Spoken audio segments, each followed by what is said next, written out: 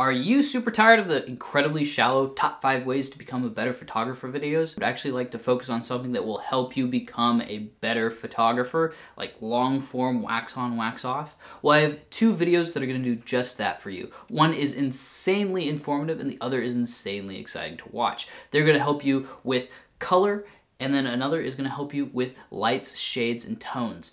And let's get into how you can become a better photographer by understanding these concepts. So this video series and then a video is linked right down below. Go and check them out as soon as you're done listening to why you need to check them out. And when you do go and watch them, throw down in the comment sections what you learned from these. I learned a bunch from both of these, and the first one is the VFX Artist Reacts. And this is an awesome one because these guys understand lights and shadows so perfectly because they have to create all of these through rendering.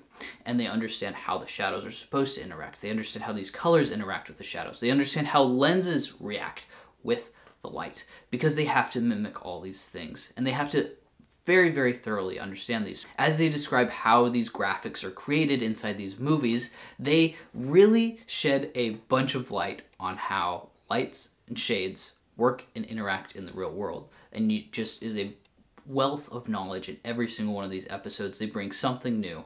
They tell you about saturation, they tell you about the lights, they tell you about the eyes, they tell you about the movements, they tell you about how the shadows fall across the face, how it looks more reflective.